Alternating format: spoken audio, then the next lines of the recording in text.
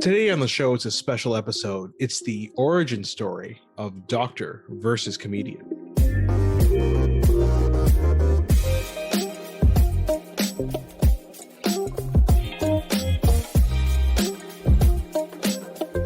I'm Dr. Asif Doja, and this is the Doctor of Laughs. Yeah, not an MD, more like a PhD, except not the PhD. Not a real doctor. And every episode, what we normally do is I pick a topic for Ali from comedy and entertainment, and I question him about that. And then Ali picks a topic for medicine and health and questions me about that. Yes, but today is highly abnormal. We are abnormal. We are not normal. We're different today. Origin story, man. It's good. It's good. I like it. You are a super nerd and you love origin stories to begin with, I think. Is it fair to say that? Absolutely. In fact, you know how much I love origin stories. I can remember back, when we were kids. So we, knew each other since we were little kids. And I remember going to visit you guys in Montreal. We lived in Ottawa, about 2 hours away. So we come to visit you. And I went to your room and you pulled out this briefcase. I'm like, why do you have a briefcase? And you clicked both sides of it and opened it up, and inside were a bunch of comics in Mylar bags. I'd never heard of anybody collecting comics. I would just buy them at the corner store and read them and then throw them in a corner. But you had them all. You had Daredevil, and I remember this so distinctly. You had New Teen Titans #1. 1980 in a bag, and you're like, look at this, it's Robin and Kid Flash and Cyborg and all these. It blew my mind.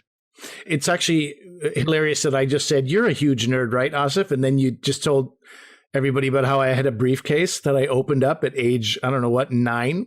Allow me to open my briefcase and show you my wares, young man. He's like a year younger than me. And then I got out of comic books, and I think you kept going with it. But obviously I was... I think I got into cards more, baseball cards, hockey cards, and my small brain didn't have enough room for both. Too many collectibles. Yeah, and my problem is I stick with these things all the time, right? So I just kept collecting comics up until, I don't know, university probably, till I stopped. And so what I loved about comics was the secret origin story of the characters, right? And so some people have been asking us, how did you guys what was your background? What's your origin story? And what's the origin story of this podcast? So our origin story together starts in childhood with the strongest foundation imaginable. Comic books, sugary cereals, which I've talked about in the past. Your parents provided a fantasy land of sugary cereals. And then a healthy dose of Star Trek and Saturday morning cartoons. I mean, that's the bond right there for a future friendship, obviously. And then we played Batman and Robin. We acted out comic book land. Yeah, I know. And when it sucked because I always had to be Robin and you were Batman. How come I never got to be in charge? First of all, you never complained about it at the time. Second of all, I was a year older. I was larger. And you liked being slapped across the face, if I remember correctly, didn't you? You liked when I took my glove off and whacked you. No, that never happened. There was no abuse. Luckily for you. So why don't we start with your origin story? And, it's kind of a roundabout way that you got into comedy, but why don't we backtrack and start at the very beginning? Yeah, I will say born in New Brunswick, where we met, moved to Montreal pretty soon after.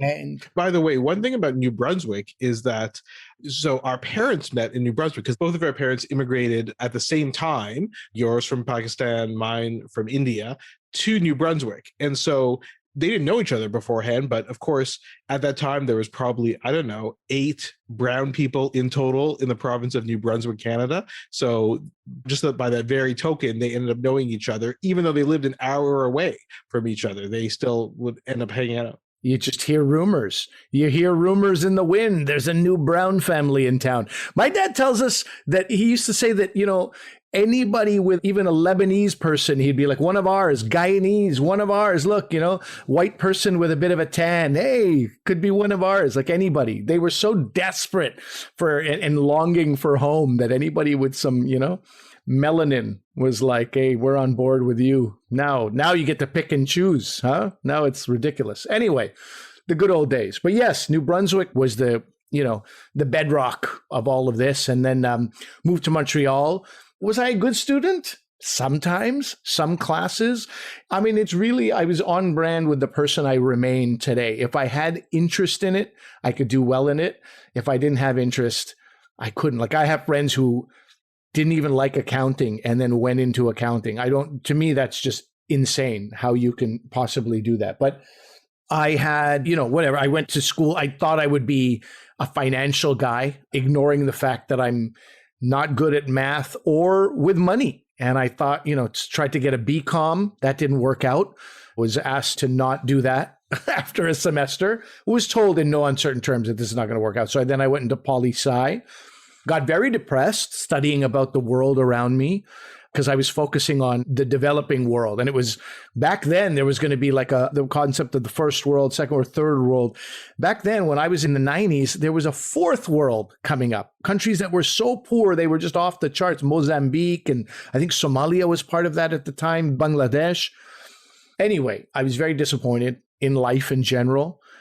Got a summer job at Future Shop, which is a massive electronics chain, and just stayed there for 2 years. A summer job because I'd go there, I'd laugh, I'd forget about the world around me. But then my dad, who's an academic, he's an English teacher, he would always be like, look, a BA, you have a BA in poli-sci, a BA is nothing.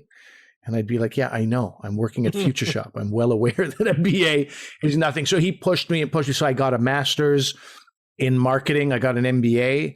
And then I dropped out of the MBA for a little while, got an IT degree, and then went and completed my MBA. So 3 things that were a complete waste of money in my life: BA in poli-sci, MBA in marketing, and an IT degree from ITI. It's tens of thousands of dollars wasted.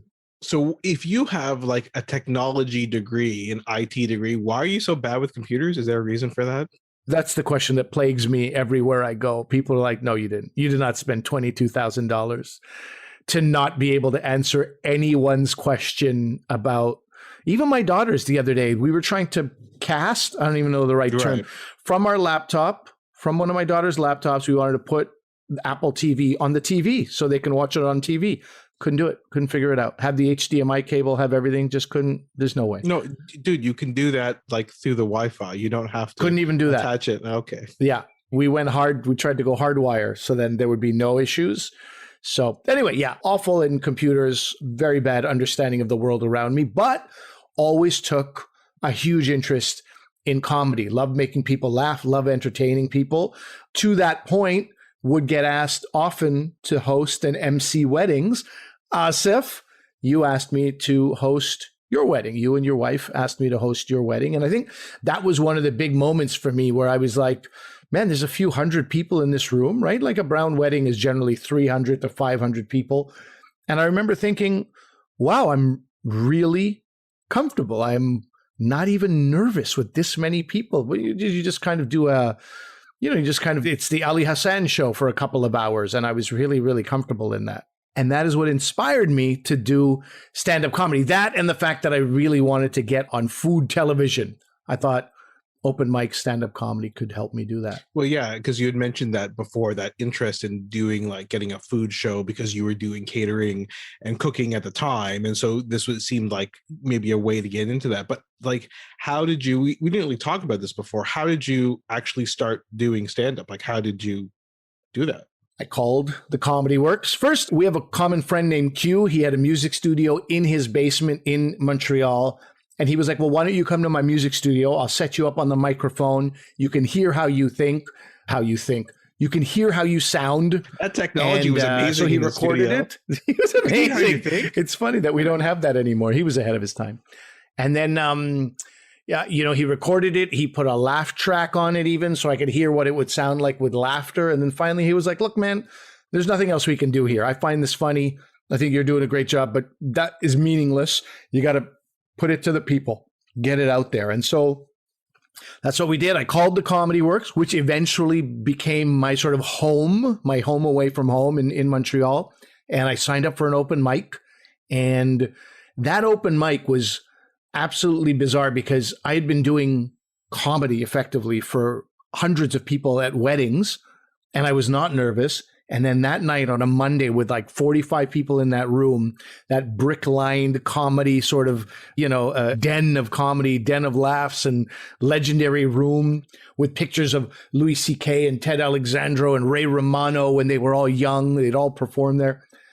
Something about that room, I got so nervous. I went on stage and I had 6 minutes of material, which I probably did in like 3.5 because I just barreled through it. And as soon as I got off stage, my knees almost completely gave out as my body was like, what did you do? What was that? That was crazy. What are you thinking? But I loved it immediately.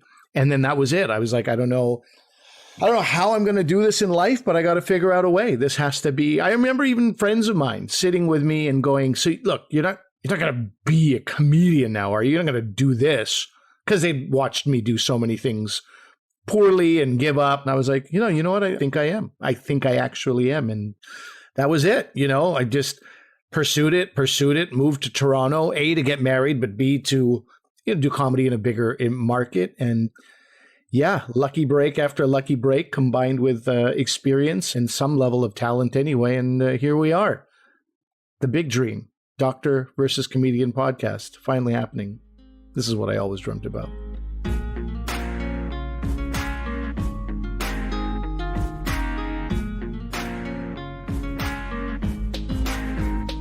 Let's spin it around, Asif, and let's ask about your life. You are a pediatric neurologist, correct? Or have you been lying all this time? It is true. It is true.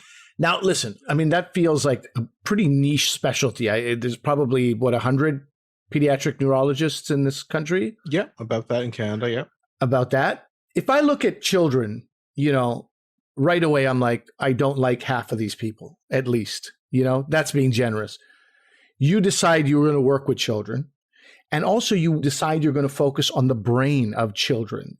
What prompts that decision? Or were you kind of, backed into that corner and then made the most of it? Or was this the goal from as soon as you were in med school? Well, I mean, maybe we should backtrack a little bit. So when I was a teenager, so in high school, I taught swimming lessons. I was a lifeguard and things like that. And so, I remember summer camp was a big deal for you. Right. So I was a lifeguard at a summer camp, but the summer camp wasn't just a typical summer camp. It was a summer camp for children and adults with special needs. So we had different sessions, children and adults, and they come. And so I was a lifeguard there. And eventually I worked up and became the director of the camp a couple of years later. So I already always had this interest.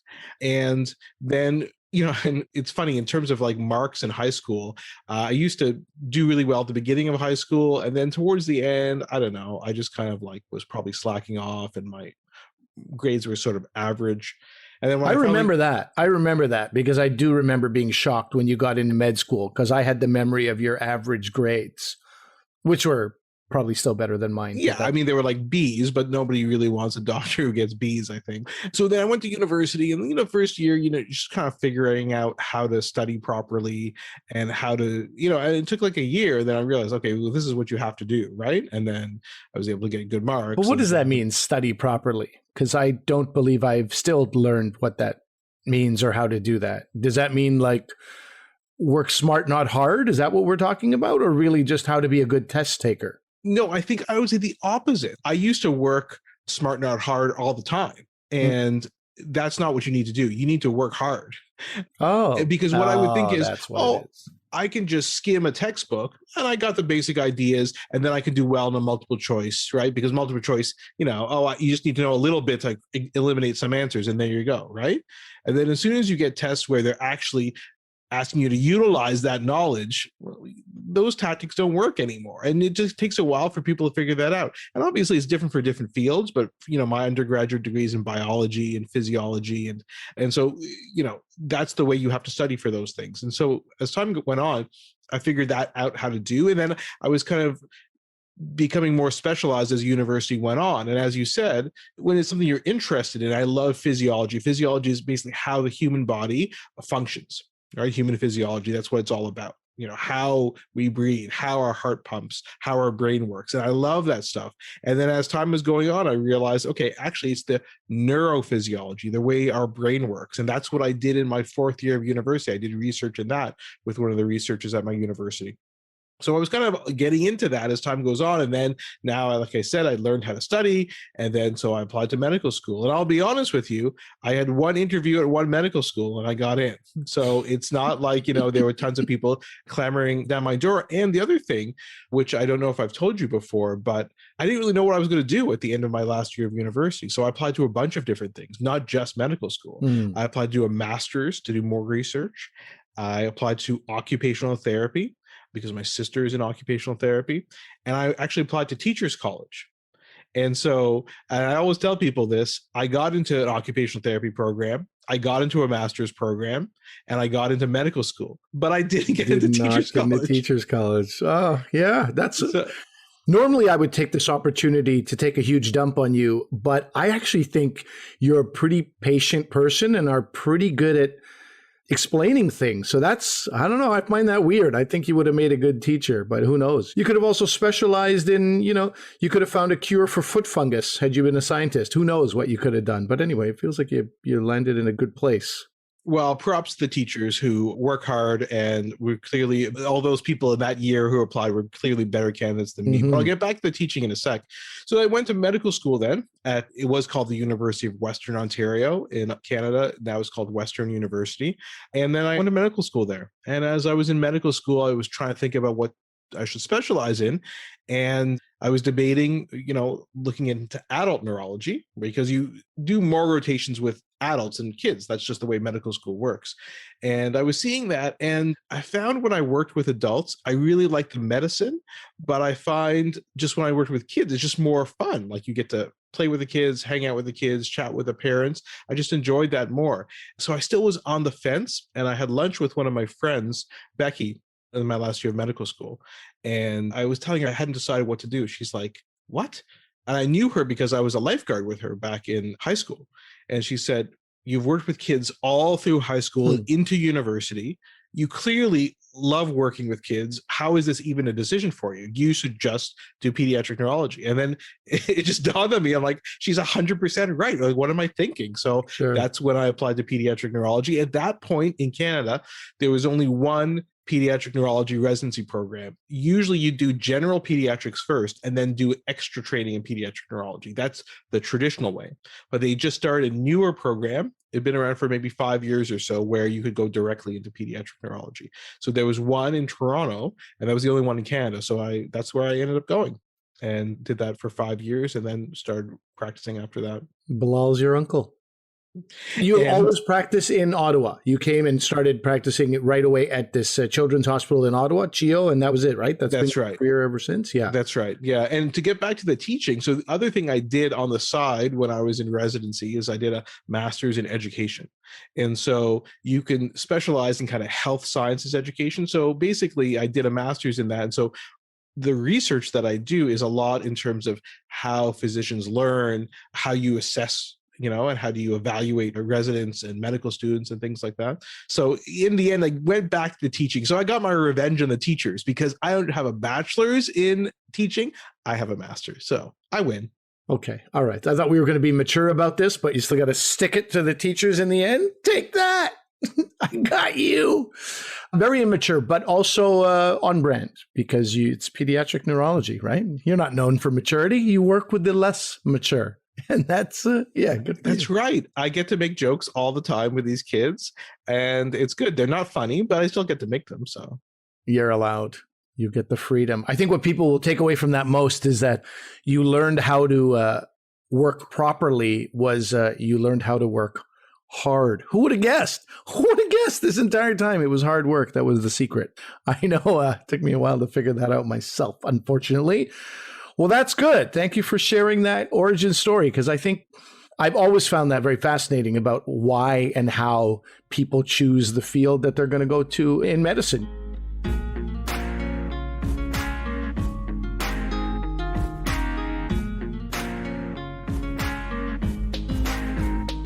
All right. Well, that is our origin story.